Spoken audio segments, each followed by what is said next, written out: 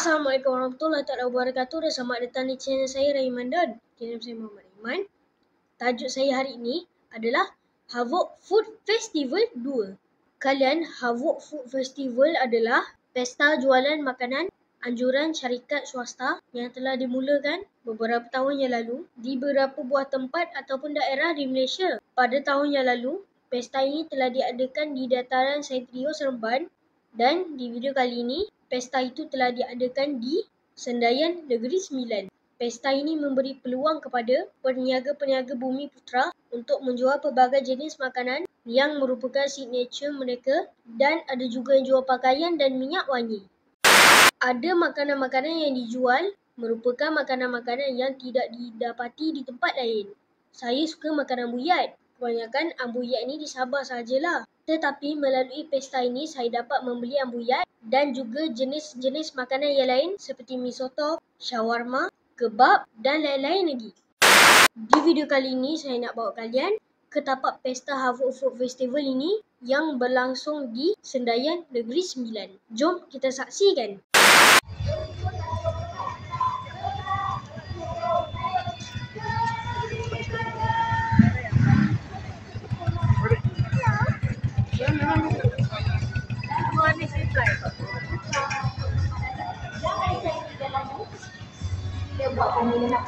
Ramai pengunjung walaupun pesta baru bermula hari ini.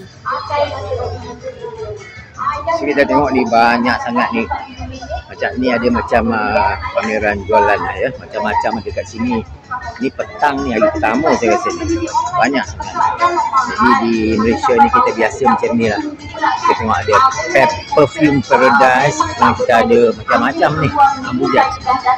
Ni Ryan suka ni. Ryan nak makanan kegemaran Ryan. Untuk korang bau sendiri dapat harga murah, dapat bau sendiri. Okey, lain kali kita boleh datang lagi ya kat sini. Ya. Ada gerai burger, kek, sotong bakar dan banyak lagi.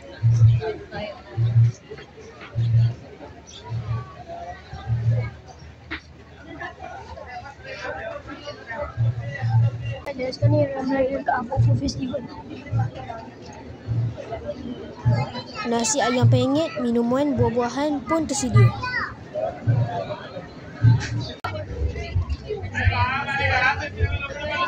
Pengunjung membawa keluarga bersama di hujung minggu.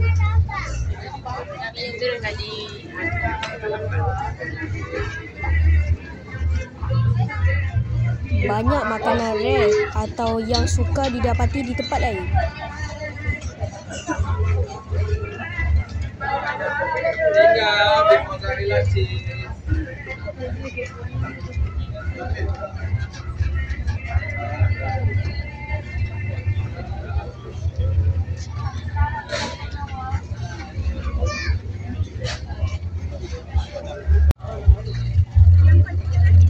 Pesta seperti ini memberi peluang perniagaan kepada peniaga-peniaga Bumi Putra.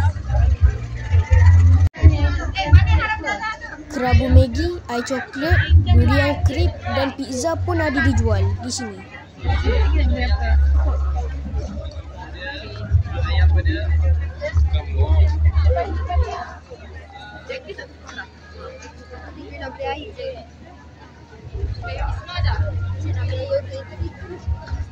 Masing-masing boleh mencari makanan kegemaran mereka di sini.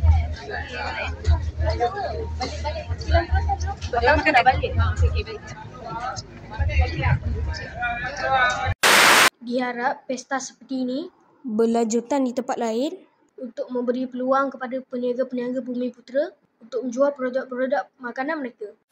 Nah, itu je lah video saya kali ini. Havok Food Festival 2 kalian. Okey, sekian, jangan lupa subscribe, tekan jangan lupa like channel kawan-kawan kalian ya.